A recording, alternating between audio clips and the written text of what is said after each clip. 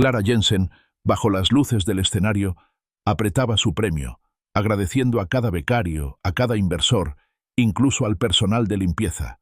Yo no. El trabajo de mi vida, archivado por ella, parecía una broma pública. Miró por encima de mi cabeza, más allá del champán caliente, con su sonrisa fija en las cámaras. Una sutil y desdeñosa inclinación de la barbilla lo decía todo. Nunca estuviste realmente aquí. El champán tibio en mi mano pesaba, y se calentaba cada vez más con cada minuto que pasaba observando a Clara Jensen en el escenario iluminado. Apretaba el pesado premio de bronce, con la mano libre llevándosela al pecho, un gesto familiar de fingida humildad. Lágrimas, hábilmente controladas, brillaban en las comisuras de sus ojos.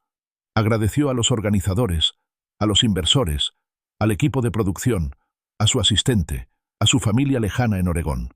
La lista seguía, una letanía de gratitud por cada alma que se había cruzado en su camino. Y simplemente debo reconocer a nuestro increíble equipo de limpieza, dijo Clara con voz quebrada, cargada de una emoción que parecía menos sinceridad que una actuación ensayada.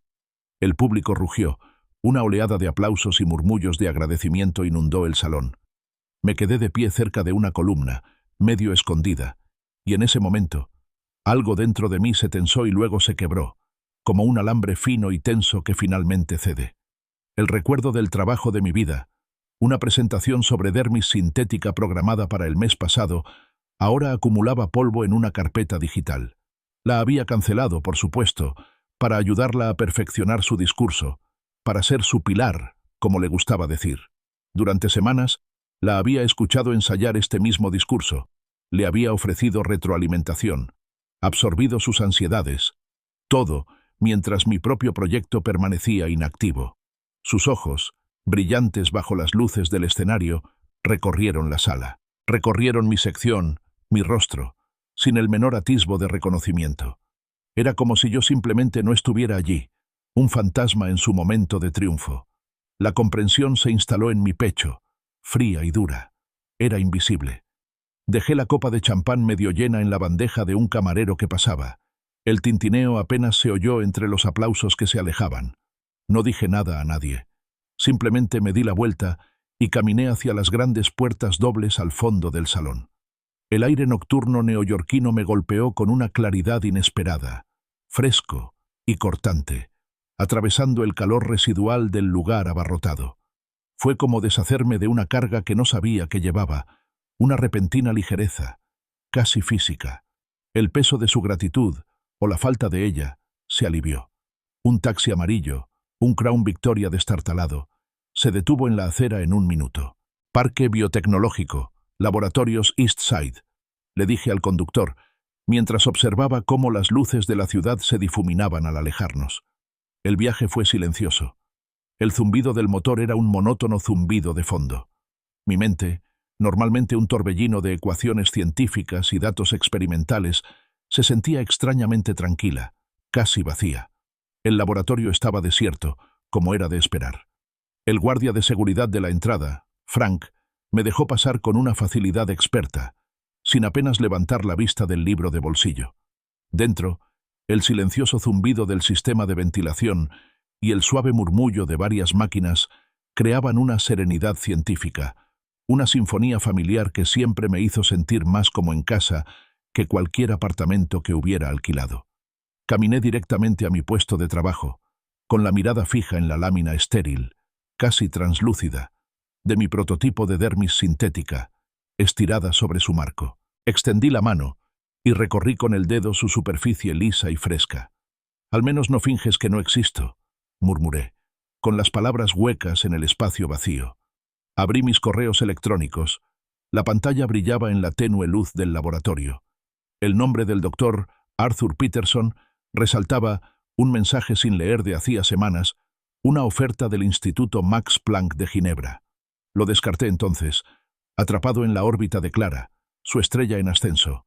Un destello de duda me atravesó, un leve eco de mi cautela habitual. Pero entonces volví a ver a Clara, su rostro lloroso, su omisión deliberada y calculada. Ya no era un impulso lo que me impulsaba. Era una claridad largamente esperada, una decisión que había estado cociéndose a fuego lento bajo la superficie, finalmente desbordándose. Mis dedos se dirigieron al teclado. «Doctor Peterson», escribí. Las palabras aparecieron nítidas en la pantalla. «Le pido disculpas por la demora en mi respuesta. He reflexionado mucho sobre su generosa oferta. Estoy disponible de inmediato. De hecho, puedo estar en Ginebra mañana por la tarde. Reservé un billete de ida con salida a tan solo 4 horas. La rapidez me pareció perfecta. Un descanso decisivo. Preparé una pequeña bolsa de lona con solo lo esencial. Unas mudas de ropa, mi pasaporte y mi cartera. Lo más importante, mis datos de investigación y mi propiedad intelectual ya estaban guardados en una unidad cifrada, a buen recaudo en el bolsillo de mi abrigo. El resplandor de la recepción posterior a la premiación envolvió a Clara, un cálido y brillante capullo de adoración. Ray Jenkins, su director artístico principal, se inclinó hacia ella con la voz cargada de admiración, mientras un vaso de líquido ámbar se movía suavemente en su mano. «Brillaste en esa presentación, Clara», dijo con entusiasmo, con los ojos muy abiertos. «La forma en que conectaste el lujo con la conciencia ambiental. Genial». Clara ofreció una sonrisa modesta y practicada, un ligero encogimiento de hombros, pero en su interior florecía una intensa satisfacción. Sintió la calidez del éxito irradiando de ella, palpable y dulce. Al otro lado de la sala abarrotada, vio al señor Henderson, su director ejecutivo, secándose una lágrima con una expresión de profundo orgullo. Era todo por lo que había trabajado. Un leve atisbo de inquietud, como una polilla rozando el cristal de una ventana, interrumpió brevemente su triunfo. No había visto a Silas desde que terminó la ceremonia. Debía estar relacionándose, pensó, quizá haciendo contactos con alguno de los inversores de riesgo, o tal vez había salido a tomar el aire, lejos del empalagoso perfume y el humo rancio del cigarro. Dejó de pensarlo, dejando que los cumplidos la inundaran, como un bálsamo reconfortante. El viaje en taxi a casa fue una mezcla de agotamiento y silencioso triunfo. Le dolían los pies, apretados por los tacones demasiado apretados. Un pequeño precio a pagar. Al llegar el taxi a su edificio, una verdadera preocupación, más intensa que el fugaz pensamiento anterior, comenzó a apoderarse de ella. El apartamento estaba oscuro, inusualmente oscuro. No entraba luz por las ventanas. Buscó torpemente las llaves. El roce metálico resonó en el pasillo silencioso. «Silas», gritó, con la voz un poco demasiado alta en el repentino silencio. No hubo respuesta. El aire dentro era fresco y tranquilo. Encendió la luz del salón. Su portátil, que solía estar en el pequeño escritorio de roble junto a la ventana, había desaparecido. Clara se quitó los tacones, dejándolos caer suavemente sobre el suelo de madera pulida. Sacó su teléfono. La pantalla se encegueció momentáneamente en la penumbra. Ningún mensaje. Nada de Silas. «Seguro que solo está trabajando hasta tarde», murmuró a la habitación vacía. Las palabras le resultaron débiles, poco convincentes, incluso para ella misma. Él nunca trabajaba hasta tarde sin al menos un mensaje, una llamada rápida. Nunca. Recorrió el apartamento con una creciente inquietud en el estómago. La cama estaba intacta. La puerta del armario de su lado estaba entreabierta, pero no parecía haber nada raro. Se duchó rápidamente. El agua caliente no logró calmar sus nervios, y luego se desplomó en la cama, con el maquillaje aún pegado a la cara, un silencioso testimonio de la fiesta de la noche. Dejó la duda a un lado, obligándose a dormir. Él llegaría por la mañana. La mañana trajo consigo una luz solar dura e implacable que se filtraba a través de las persianas, iluminando las motas de polvo que danzaban en el aire. Un latido sordo e insistente latía tras sus ojos. Sentía la boca como papel de lija, y el lado de la cama de Silas permanecía vacío, frío. El edredón yacía perfectamente liso, intacto. Cogió el teléfono, con los dedos ligeramente temblorosos. Llamó a su número. Saltó directamente al buzón de voz. Lo intentó de nuevo. De nuevo, la voz familiar y pregrabada. Su corazón empezó a latir un poco más rápido, como un pájaro frenético atrapado en sus costillas. Clara envió un mensaje de texto. Las palabras parecían inadecuadas, casi desesperadas. «¿Dónde estás?» «Preocupada. Llámame». Mientras se duchaba, el vapor apenas lograba despejar su mente. La alarma la invadió, caliente y aguda. Volvió a coger su teléfono y marcó el número general de Eastside Biotechnology, el laboratorio de Silas. Eastside Biotechnology, al habla Beth. La voz al otro lado era familiar, tranquila. La asistente de investigación de Silas. Beth, soy Clara Jensen. ¿Está Silas? No vino a casa anoche y no puedo contactarlo. Alzó la voz, delatando el pánico que la atenazaba. El tono de Beth se mantuvo distante y profesional. El doctor. Evans no está disponible, señora Jensen. Se ha tomado una excedencia indefinida. ¿Qué? Se le quebró la voz a Clara. ¿Qué quieres decir con baja indefinida? ¿Desde cuándo? Desde anoche, respondió Beth con voz apagada. Envió la documentación electrónicamente justo antes de la medianoche. Pero, ¿dónde está? ¿Puedes decirme cómo llegar hasta él? Me temo que no puedo compartir los arreglos personales del doctor Evans, dijo Beth con firmeza en la voz. Se oyó un clic y la línea se cortó. Clara se sentó pesadamente en el borde de la cama, con el teléfono aún caliente en la mano. Permiso indefinido. Entregó la documentación a medianoche. Esto no fue espontáneo. Esto no fue una discusión. Esto fue planeado. Su mente repasó el discurso de entrega de premios, palabra por palabra. Cada nombre, cada agradecimiento, cada lágrima.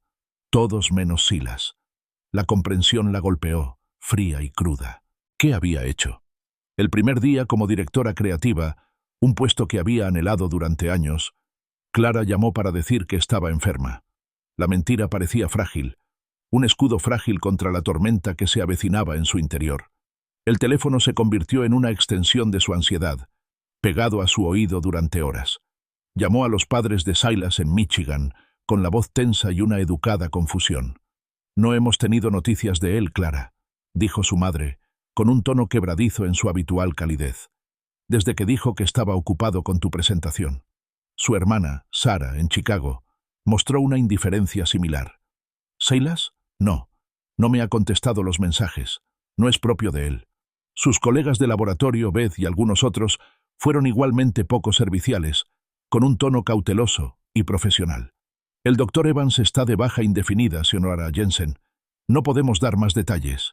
Se topaba con obstáculos, cada llamada sin respuesta, cada respuesta evasiva, un nuevo moretón. Al anochecer, empezó a surgir una imagen fragmentada, un vuelo internacional, con destino desconocido, reservado a altas horas de la noche. Deambuló por la sala de estar, el espacio que antes se sentía tan lleno de vida con las rutinas compartidas. Ahora, una caverna de silencio. Su mirada se posó en fotografías enmarcadas. Ellos haciendo senderismo en Vermont, riendo en una playa de México, una antigua de la universidad, sus rostros más jóvenes, llenos de una ambición sin complicaciones. Sus dedos rozaron el lomo de su desgastado ejemplar de Principios de la medicina regenerativa, un libro de texto que prácticamente se había aprendido de memoria.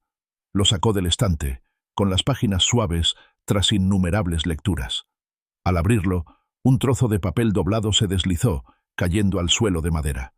Era una tarjeta de embarque cancelada, con fecha del mes pasado, para un vuelo a Ginebra. La conferencia, la que él había sacrificado por su presentación, la que ni siquiera había mencionado cancelar porque ella estaba tan absorta. ¿Qué he hecho?, susurró al apartamento vacío. Las palabras, crudas, le desgarraron la garganta.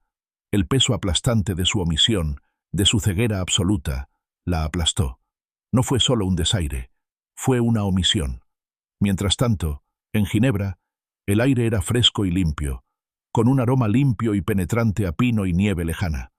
Los Alpes se alzaban majestuosos e indiferentes, con sus picos cubiertos de blanco, y el lago Le Mans relucía, una vasta extensión azul bajo un sol brillante e indiferente. El contraste con la energía húmeda y empalagosa de Nueva York fue inmediato y vigorizante. El doctor Arthur Peterson, director de biomateriales del instituto, era mayor de lo que Silas esperaba, con una mata de pelo blanco y unos penetrantes ojos azules que parecían abarcarlo todo a la vez. Conoció a Silas en el reluciente y minimalista vestíbulo del Instituto Max Planck. «Doctor Evans», dijo Peterson con voz grave y ronca. Su repentina disponibilidad fue inesperada, pero debo decir que fue muy bienvenida. Llevamos tiempo siguiendo su trabajo. Extendió la mano, apretándola con firmeza y sequedad.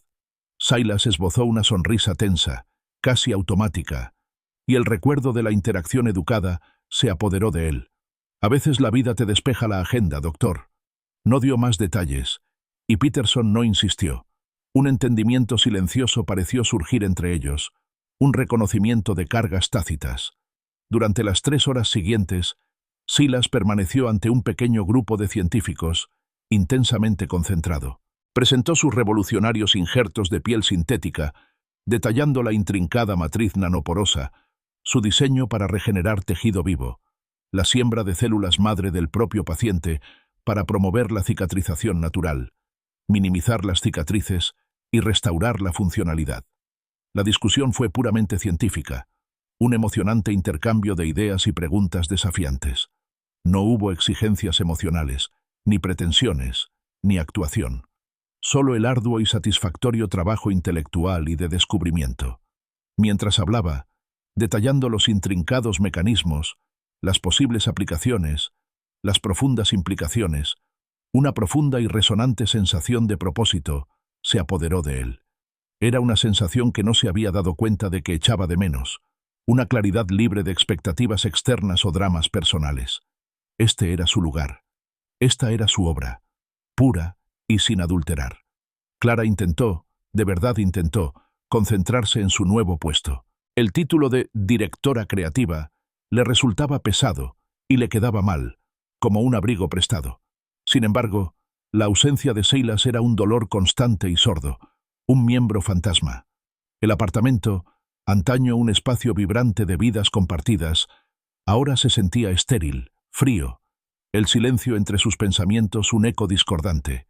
Cada mañana buscaba su teléfono, un gesto inútil, antes de recordar. Aún así, se encontraba intentando llamar a su número, a veces desde el teléfono de su oficina, a veces desde un teléfono desechable que había comprado por Internet, como si un identificador de llamadas diferente pudiera engañar a la línea desconectada. Siempre, el mismo silencio. En la oficina, las exigencias de su nuevo puesto parecían menos una oportunidad y más una elaborada farsa. El señor Henderson, con su mirada penetrante y evaluadora, lo había notado. «Clara», dijo con voz suave, casi casual, «este puesto requiere una concentración absoluta. ¿Seguimos totalmente comprometidos?» La pregunta flotaba en el aire, una sutil amenaza. Recordaba las discusiones con Silas, las discusiones nocturnas que se convertían en tensos silencios.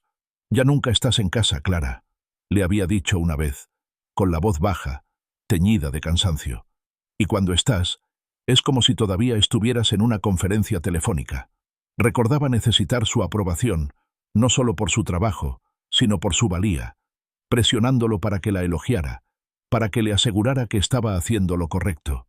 Su resentimiento silencioso se había enconado, sin expresarlo, mientras ella atribuía sus preocupaciones sobre sus trasnochadas, sus viajes incesantes, a los celos, no a la creciente distancia que los separaba.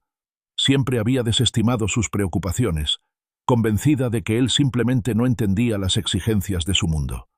Al otro lado de la mesa de conferencias, Mark, un rival amistoso cuyo ascenso ella había superado por poco, se inclinó hacia adelante.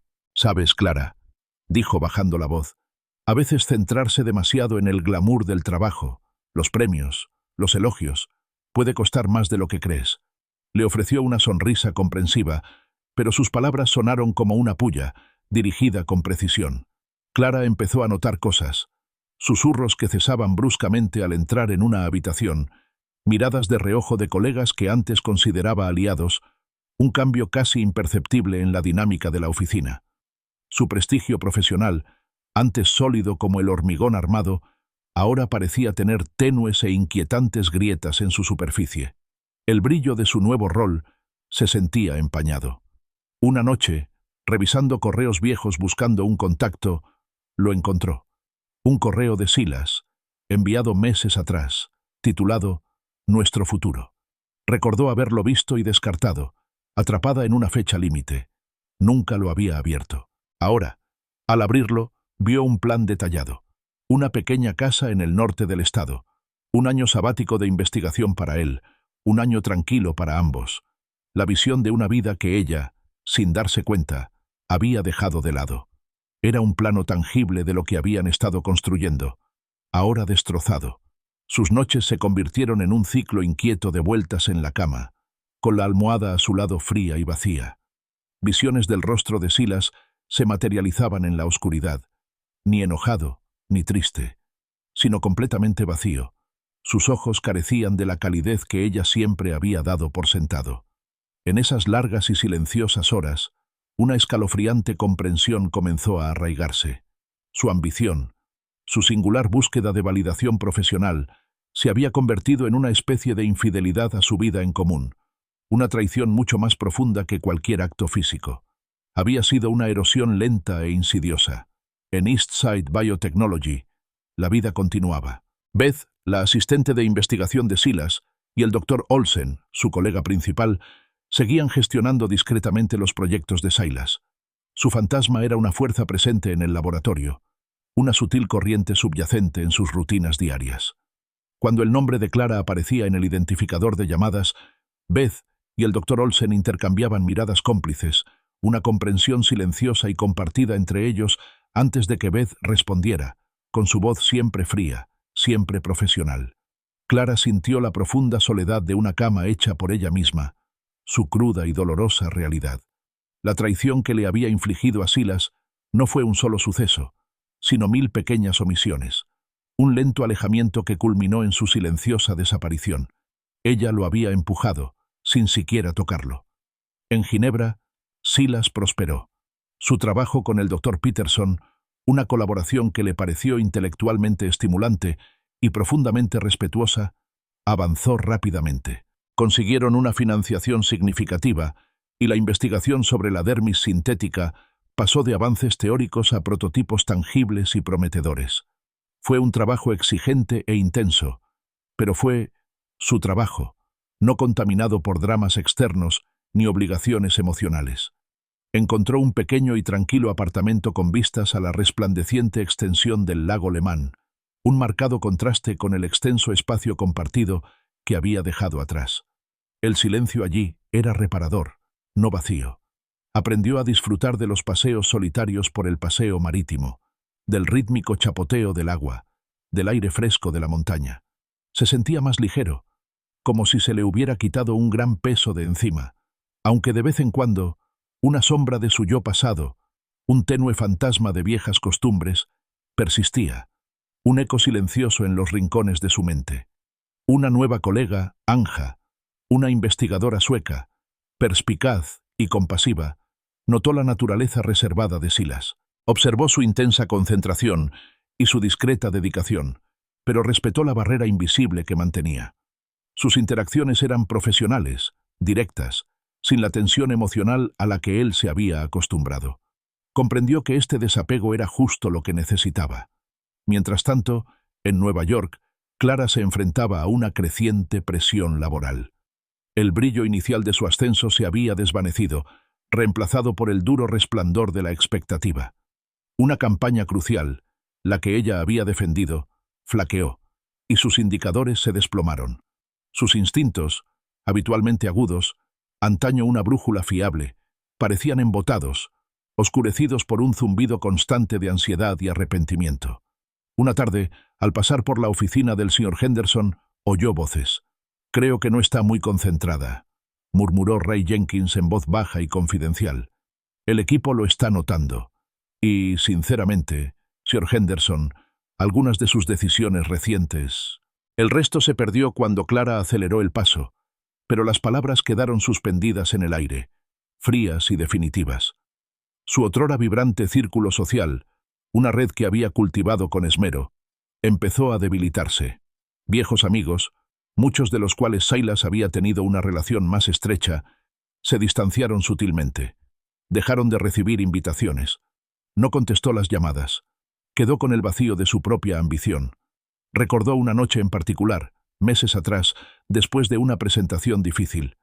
Había decidido quedarse hasta tarde con Ray Jenkins, aparentemente para planificar una estrategia entre las copas, el tintineo del hielo, las luces tenues del bar, las risas fáciles. Había llamado a Silas, que ya estaba en casa, esperándola, y le había dicho que tardaría un poco más. Una mentira que le sabía agria incluso entonces. El recuerdo le revolvía las entrañas. El coqueteo velado, los momentos de peligro, el descuido de la voz tranquila de Silas al teléfono. Eso, ahora lo entendía, era una forma de engaño, una infidelidad emocional que había allanado el camino para un abandono aún mayor. No solo lo había traicionado a él, sino también a la historia que compartían. Mientras Clara lidiaba con estas duras revelaciones, era inevitable preguntarse si algunos costos son demasiado altos y si algunos caminos, una vez elegidos, pueden realmente deshacer su elección. Quédate hasta el final, para ver cómo se desenvuelven las costosas decisiones de la vida. Impulsada por una necesidad desesperada, casi primaria, de respuestas, de algún tipo de absolución, tomó una decisión impulsiva. Un vuelo de ida a Ginebra, reservado entre la cafeína y la desesperación más absoluta. Sabía que Silas estaba allí. Había rastreado su nueva afiliación institucional a través de una oscura revista científica. Fue un Ave María, una súplica desesperada de perdón, de una oportunidad siquiera para hablar. Clara empezó a comprender que debía pagar el precio de sus decisiones, y el viaje que le esperaba, lo sabía, sería duro, desprovisto de glamour, lleno de un crudo ajuste de cuentas. El aire de Ginebra le mordió la piel a Clara, penetrante y vigorizante, un cruel recordatorio de la paz que Silas había encontrado. Era una claridad que le resultaba extraña, un marcado contraste con el húmedo caos de Nueva York. Lo había rastreado hasta el centro médico de la Universidad de Ginebra, un moderno e imponente edificio de cristal y acero. Lo encontró en un auditorio, parcialmente oculto en la última fila, observándolo desde la distancia mientras presentaba. Silas, de pie ante el atril, se mostraba animado y seguro, un hombre transformado.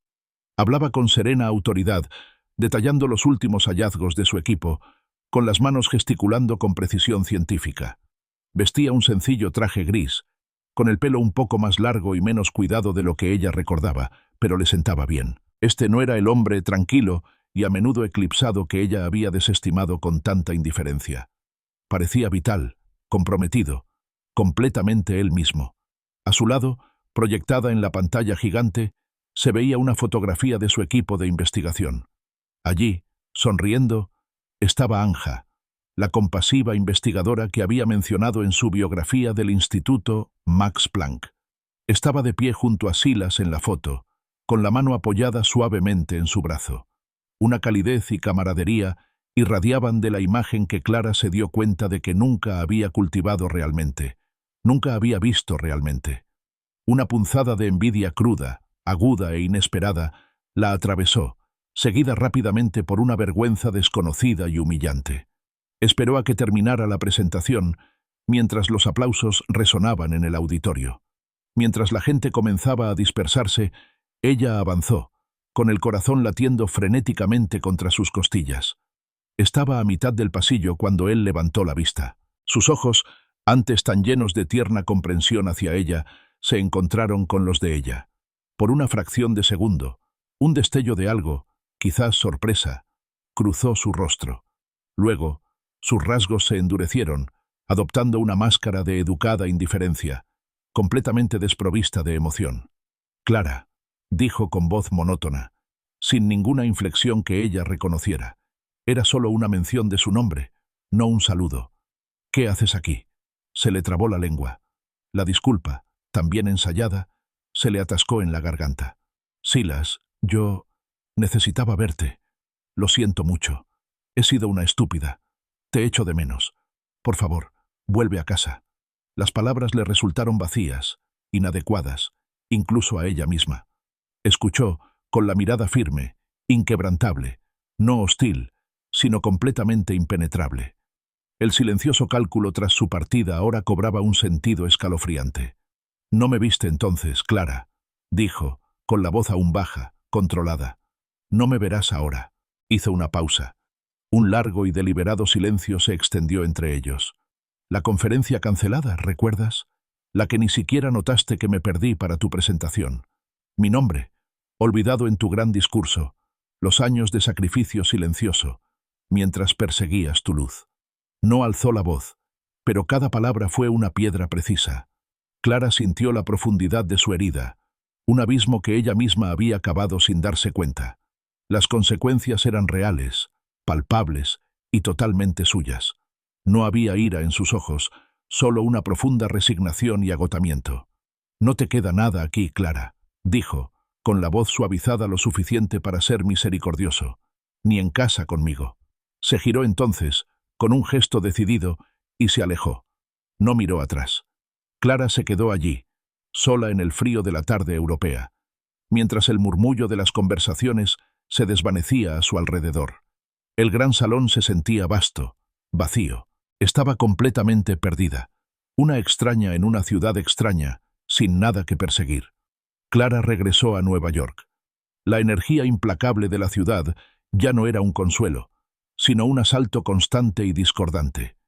Su carrera, antes una escalera meticulosamente ascensional, ahora se hundía en una espiral descendente, con cada peldaño rompiéndose bajo sus pies.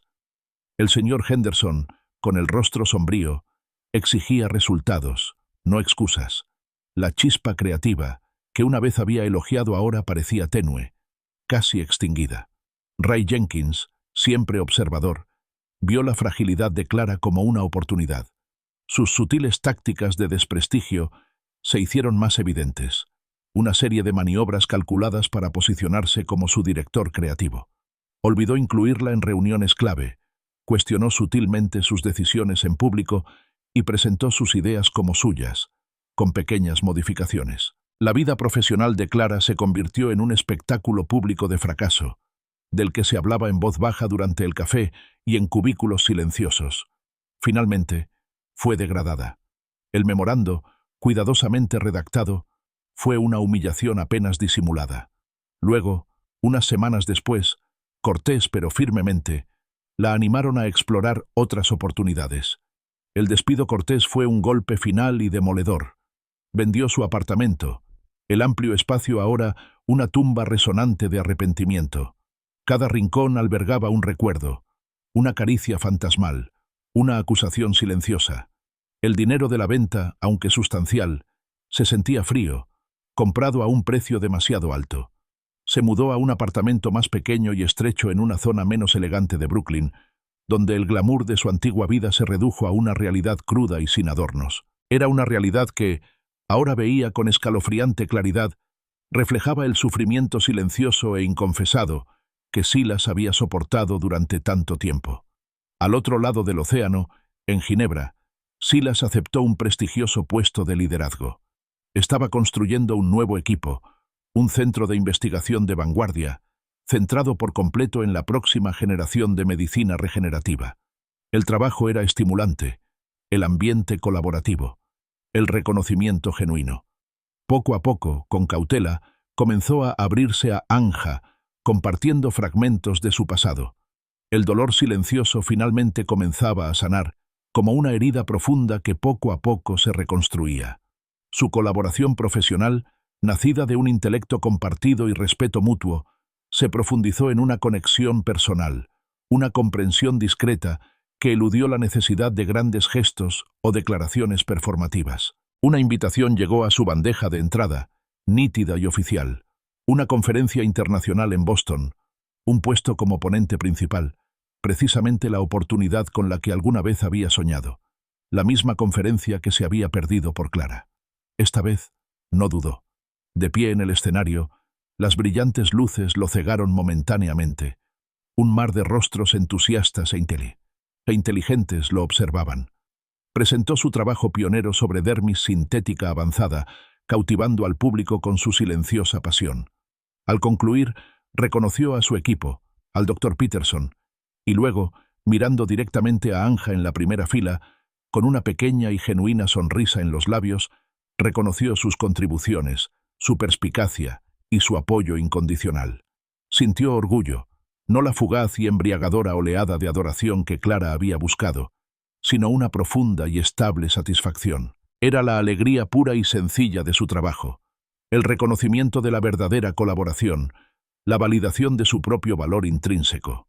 Este viaje, Desde la silenciosa partida hasta la aclamación pública, se sintió como una forma de venganza, no de rencor ni amargura, sino de recuperar su propia vida, su propia narrativa, su propio sentido de identidad. Ya no era invisible, estaba completo. Los años pasaron, difuminando las agudezas del recuerdo, suavizando las heridas abiertas. Silas era ahora un científico célebre. Su nombre aparecía en revistas prestigiosas y su trabajo en medicina regenerativa salvaba innumerables vidas. Dirigía un instituto de investigación vibrante, un lugar de genuina colaboración y descubrimiento. Su vida personal, con Anja, era estable y plena, cimentada sobre una base de respeto mutuo y momentos de tranquilidad compartidos. Rara vez pensaba en Clara. La punzada de amargura era reemplazada por una comprensión serena y profunda de lo que había tenido que dejar atrás para encontrar su verdadero yo. Clara también había cambiado. Trabajaba en un empleo modesto, fuera del estresante mundo de la publicidad, algo menos glamuroso, más realista, que implicaba gestionar subvenciones para una organización local sin ánimo de lucro. Su vida era más tranquila, libre de la búsqueda incesante de la validación externa, más reflexiva. Los ecos de su ambición pasada aún resonaban, pero con menos fuerza. Una fresca mañana de otoño, mientras tomaba un café, vio un artículo en una revista científica. El titular decía: Dr. Silas Evans, el innovador silencioso que revoluciona la medicina regenerativa. Su foto, tomada en un laboratorio iluminado por el sol, mostraba a un hombre verdaderamente feliz, con una mirada clara y directa, una mirada auténtica. No había pretensiones ni actuación, solo un profundo sentido de autocontrol. Clara sintió un profundo y persistente arrepentimiento, un dolor familiar en el pecho, pero esta vez lo atemperó una extraña sensación de paz. Por fin, comprendió por completo las decisiones que había tomado, la ambición implacable que la había cegado, y por qué Silas tuvo que tomar sus propias decisiones, igualmente decisivas. Había afrontado las consecuencias morales, se había despojado de su vida anterior, había aprendido la humildad y el verdadero y devastador precio de su egocentrismo. No hubo una gran reunión, ni una confrontación dramática. Solo dos vidas, irrevocablemente separadas por el tiempo y la experiencia, cada una habiendo encontrado su propio camino divergente. El mundo, vasto e indiferente, simplemente continuó. Silas, en ocasiones, se perdía en sus pensamientos, divagando hacia las tranquilas calles del medio oeste de su infancia, la sencilla autenticidad de esa crianza. Era una autenticidad que se sentía tan bien en su nueva vida, una vida cimentada sobre tierra firme, libre de las arenas movedizas de la aprobación externa. Ahora comprendía que algunas cargas, una vez aliviadas, permanecen aliviadas, dejando amplio espacio para una conexión genuina, para una identidad honesta, para una vida vivida con un propósito sereno. A veces, Clara se miraba al espejo, viendo las nuevas líneas de expresión que la experiencia había marcado alrededor de sus ojos, los sutiles cambios que marcaban las lecciones aprendidas. El peso de sus acciones pasadas era una compañía constante, un recordatorio, pero ya no era abrumador. Era parte de ella, una cicatriz, un testimonio de lo que había perdido y de lo que había ganado en el doloroso proceso de autodescubrimiento.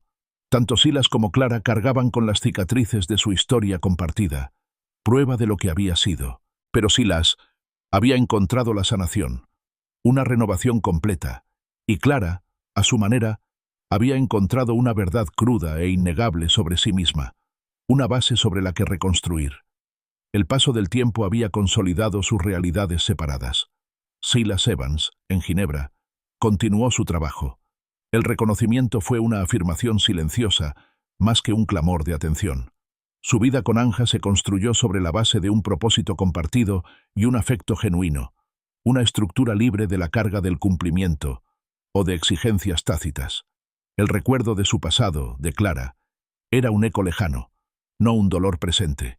Simplemente había seguido adelante, entendiendo que algunas pérdidas crean el espacio necesario para el crecimiento. Clara, en su modesto apartamento de Nueva York, había encontrado una paz diferente. Era una existencia más tranquila, marcada por la reflexión más que por la ambición. El arrepentimiento era una constante, pero ya no la consumía. Comprendió, por fin, el profundo coste de su egocentrismo, el daño invisible que había infligido. No habría reconciliación, ningún final dramático, solo la serena verdad de dos vidas irrevocablemente alteradas, cada una lidiando con las consecuencias de sus decisiones, encontrando su propio camino en un mundo que, para ambas, se había vuelto innegablemente real.